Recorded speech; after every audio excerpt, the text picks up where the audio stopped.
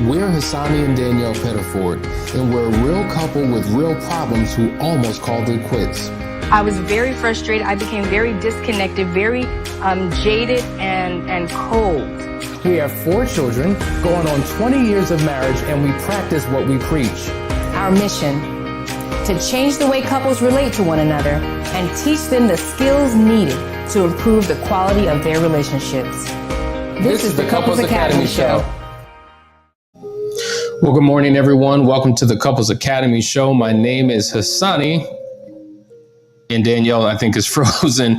She's dialing in from the car, a remote location, but we're here, guys. We're here for 30 minutes of power-packed information because we want to have a transformational conversation. We're glad that you're with us. Listen, we know that all of you are actually logging in, and we want to know where you're from and what your question is. But before we get started, we just want you to like, share, and subscribe. Make sure that you let your community know that we are here. There's some great information that we're going to cover today, and we want other people to benefit from it. Maybe you know somebody who's going through a situation in their life and they're looking for something. They're looking for hope. They're looking for help. Well, guess what? Allow them to tune in to this daily broadcast because it may be the source of inspiration that they may need. So make sure you do that, like, share, and subscribe. Listen, this is March. It's March Madness. There's so many things that are happening in this particular month that we're excited about. We'll tell you about some of those things later. But before we get started, we had a great testimonial from a couple who wound up doing an intensive with us. And I want to read to you what it is that they said. They said that the marriage intensive was such a life-altering experience. Our marriage was in desperate need of a catalyst to put us on the right track. God used Couples Academy to walk us through steps towards restoration. The time, wisdom, and practical steps were invaluable. We left feeling closer than we felt in years. We're able to open up, have a deeper level of intimacy, and enjoy our relationship once again. The intensive was exactly what we needed. We are truly grateful for the experience. And that's from Montrell and Christine. It was a pleasure being able to work with them. And it's just always good when you have great testimonials and people talk about the impact that the process that we take them through has made on their life and their relationship. Are you there, Danielle? Are you with us? Are you with us? I think I'm here. Can everybody hear me? I'm not sure. Yeah, you're kind of there. You're a little bit choppy. But listen, we just want to acknowledge those that are dialing in. So good morning we got a lot of people. Gigi and Casey. Good morning. Medea B, Camille, Clarence, Ralph, Dee Jones, Tahira H24, Zach, Chris, Kia, Vashan, Latasha, Camille, Noreen, the list is going on. Hey, Rach, what's going on, Rach? Charmaine, Natalie, they're calling in from all over the place, and we're glad to have you in here today. Listen, guys, we're talking about an important topic today. We're talking about triggers, and we've been talking about this on and off throughout the course of our time since we started this program, but I felt it would be important to really unpack it again because this is one of the questions that continues to come up. And so we're going to have a conversation today, but embracing emotional trigger strategies is what we're going to be dealing with because some of you are really struggling in your situation and we want to help you to overcome them. Danielle, can you hear us? All right, it's technology, folks. Yeah, I think, well, what I wanted to say, if you can hear me, let me know if I'm clear enough, is that people don't think that triggers are something that we're supposed to have. And what people need to understand is that it is a part of the healing process. If we don't have those triggers, it really is saying that there's something wrong with our brain because our brain is designed to cause us to have triggers to protect us from experiencing the same hurt over and over again. And though it is traumatic for us to experience a trigger, it is an indication of where you are in your healing process, and you can figure that part out and then take certain steps to be able to heal yourself and get to the next level and get yourself distance from the trauma. And I think that's a key point for people to understand. The other thing is that people need to understand is that this is not voluntary. And sometimes our spouses think that we're doing it, we're not getting over it, or we're stuck in unforgiveness. And it's so much bigger than that. And that's what we're going to try to break down today.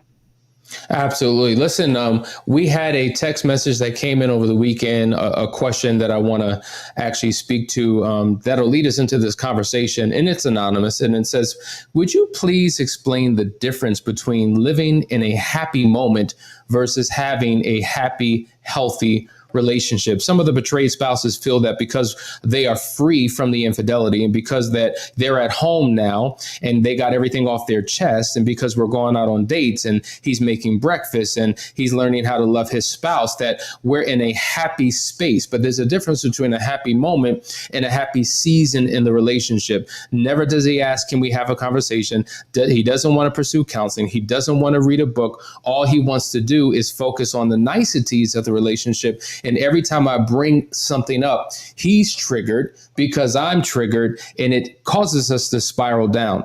I keep telling my husband, we can't pretend that everything is fine, but if you don't deal with the lust in your heart, it will fester up again if you're not getting the help that you need. And so I think that's an important thing, because true, the unfaithful spouse, or at the time that he or she was unfaithful, when it finally came out, it's just like a sigh of relief. It's out. We can move forward, and we think it's just that easy. And oftentimes for the betrayed spouse, it is not. And I think it's important to understand that there is a journey that each of you are going through, but there's a struggle within that journey.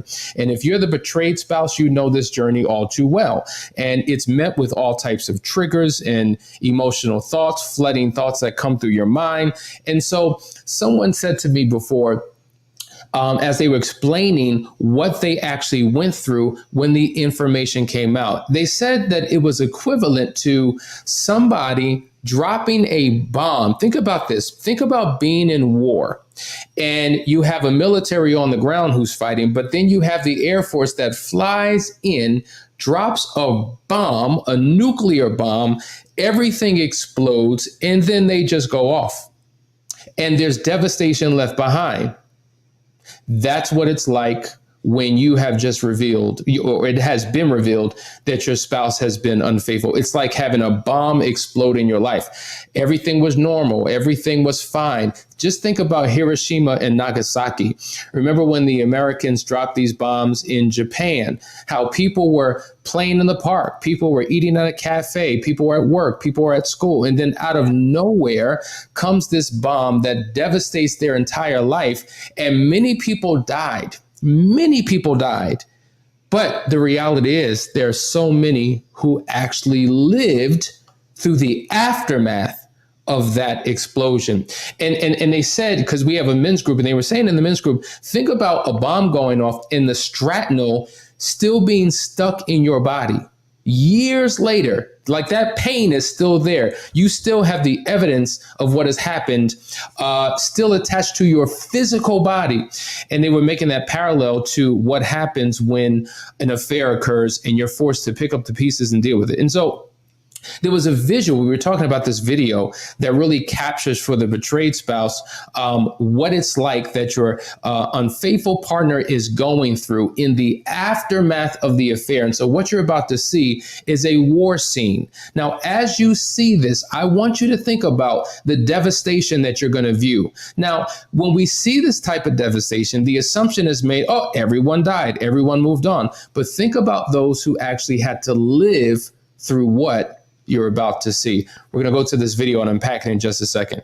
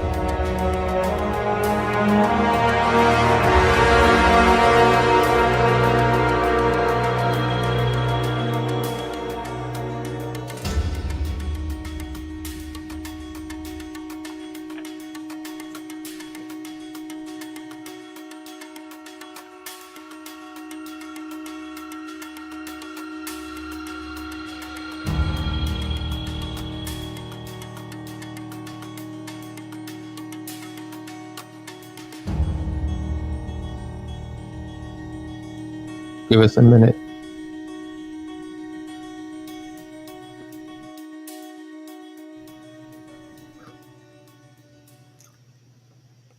What a powerful, powerful Wow. Oh my scene. God. Danielle, talk about what you Yeah, saw. if I could jump in there, going back to that first comment when the question was read, it said, "What's the difference between having a happy moment and then maybe a happy or fulfilled marriage?" And you think about what you explained, the devastation of that bomb tearing that city completely down. There's no security anywhere in that place. Everything is exposed. It's literally time to demo and start over, right? But, those people that do survive, because there's always some survivors somehow, by the grace of God, people survive, but they have nothing, right? All the security is down. But just imagine when FEMA comes through, for example, and brings water, right? You're happy about that water. That's a happy moment. Thank God for the water. But there's so much more destruction and devastation that has to be dealt with. And that would be a perfect comparison to how after infidelity, the betrayed partner might have moments of happiness. And this is kind of tricky for the unfaithful partner because they're thinking everything's all good now. And it's not all good because we had a good moment. We still have all this other devastation and destruction to rebuild in a marriage. And sometimes the offending partner wants to get so far away from the mistake that they've made that they're rushing the hurt partner along this recovery journey, and they're leaving them to figure out and deal with all these triggering moments on their own. And that's what ends up happening. It's really ignorance on both sides, right? Like not knowing I'm actually healing in this process of triggers. Let me learn how to deal with it. And then on the other side, the offending partner really is not understanding your triggers and not having a sense of empathy. And so they're wanting to take a moment and apply that one moment to the whole marriage, and there's no comparison there. Danielle, you hit it right on the head. Think about the fact that there's no electricity, there's no plumbing, there's no lights at night when it's pitch black. They're exposed to the outer elements, animals, all types of threats, right? There's no food. There's no medical attention. They're forced to figure this thing out on their own. And it is a traumatic experience that has devastating effects after the initial attack. And so I need you as the unfaithful partner to really take a look at this and tune into this conversation and have a conversation with your spouse and ask them, does this particular video resonate? Where do you find yourself in this situation? What you just saw is symbolic of an emotional experience that your partner may be having. And guess what? We are the ones who dropped the bomb, right? Or the bomb was dropped on us. And so that means I'm still living with the person who caused this devastation. It's easier to walk away, if you will, if you're the one who dropped this bomb, but now you're still in the situation, having to care for, having to love, having to help heal the one that you are responsible for creating this devastation. And then that other person has to receive the help and the healing and the support from the person who dropped the bomb. Listen, this is a serious situation, and this is why you can't do this thing on your own. It's so much deeper than what we initially thought. Oh, it was just a betrayal, and boom, we're back. We can make it. We can overcome, but there's a journey to get there. Listen, guys. This is a deep conversation we want to get you into. There are many questions that are coming through. We want you to continue to write those questions. We'll be right back after this short commercial break. You're watching the Couples Academy Show.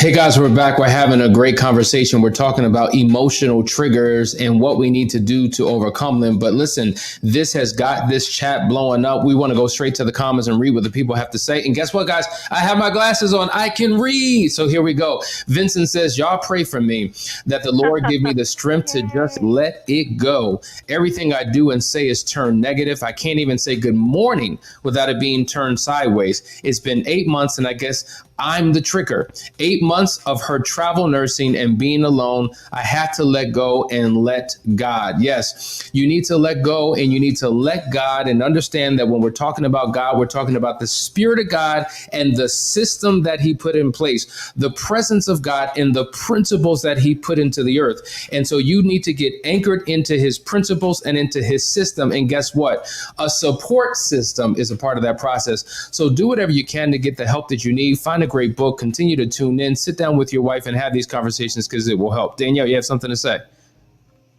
And yeah, I do. And I want to say, we tend to say let go and let God a lot when we don't know what else to do, right? The Bible tells us when you've done all that you can, that we should just stand, right?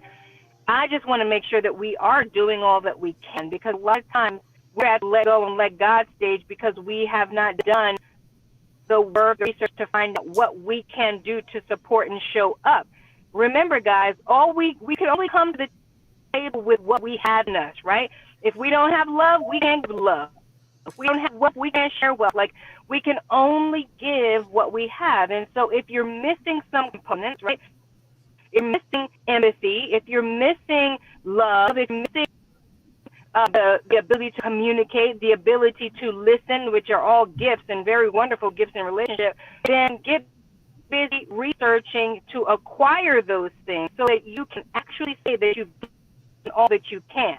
Because a lot of times we're waiting on God and God is waiting on you, and that's why nothing's moving. So we got to make sure we get busy doing our part so that we know we have wrung out the rag and we've dripped every drop out of it before we throw our hands up and say, I'm letting go and letting God. Absolutely. Callie May says stratinal is the exact terminology that I've used. Triggers are terrible. It reorders your entire rest of your life from what was to what is from now on. Yes, stratinal. It's a serious thing. We're using that symbolically and metaphorically, but that's exactly what that feels like. Natalie says it's almost 2 years and I still have a trigger. Sometimes will I ever trust him? Yes, you can get to that point. But the thing is, it's not going to happen on its own. The trigger isn't going to go away on its own. You're not just going to forgive just naturally one day you wake up, boom, forgiven. Like, there's work that is required. And the reality is, if you're willing to put in that work, you will begin to experience change and transformation in your life, how you feel about your partner, how you're willing to show up. Everything begins to change when you put the effort in to change your personal life and situation. Oh, I didn't even click on these. Sorry. Kia says, can we get a link to the video in the Moving Forward program? Absolutely. What? I don't know. You want to delay that? Yes, we can. You can get the link here. The link is coming. We can actually talk about that tonight in our group call. D Faison, good morning. Dave from Philly. I receive focus and reinforcement from your program each and every week. I watch each and every time I watch. Thank you. Dave is also a member of the Moving Forward program. Listen, we have a comment from Jessica. What do you do with a as SO? I don't know. That won't find out the why was. Says it's just sin and weakness. I'm like, no, there is a why, a reason. You let it happen. And I feel that he doesn't dig deeper and find the root. Then it will just eventually happen again. He just keeps saying there is no why. Also, you're not married or engaged and he cheats. Should you even try to move on? I got you. Should you even try to move on? Okay. Listen, there's always a why. There's always a reason. And if they don't know the reason, then guess what? There's a possibility that it can happen again because they haven't gotten to the root of the cause. And at the end of the day, we've talked about this before. You will continue to cheat unless you do these 6 things. And in those 6 things, we talk about the importance of digging deep within yourself. And if you don't have the capacity to do it, then you need somebody else to help you along the way to pull out what that why may be, so that he or she can help you connect some dots. Because once you discover what the reason is, boom, now you can work on preventative measures. This is almost like if you have a pain in your body, you go to the doctor, right? It would make sense to say, Doc, I'm not feeling good. I don't know why I have this pain. I don't know where it comes from. It's in my left hip. But then he does some scans and tests and realize, oh, there's something in your back tooth that's caught. And you're like, how does that even connect? How's my tooth bone connected to my hip bone? Well, that's how intricate our body is. And that's how intricate our emotions and our fears and our phobias and our biases and our idiosyncrasies that we have within us are. And we don't necessarily know on a deeper level why we do what we do. And that's why you need somebody to help you in that particular situation. So if you are single, you're engaged, you're not married yet, is it worth even doing it? It can be. Can I jump in here? Can I jump in here? The comment I read that said, should I even, they're not married and should I even continue? I couldn't read the whole thing, so small.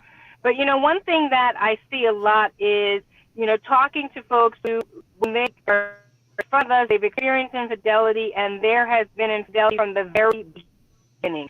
So what we know is that the origin of a thing often determines how its outcome will be. So if we know before we're even fully committed, before we're legally bound, before there are children involved, before there are finances and real estate and obligations and everything tying us down, if we know we don't even have someone that can offer commitment, to me, that's a wake-up call for us, folks.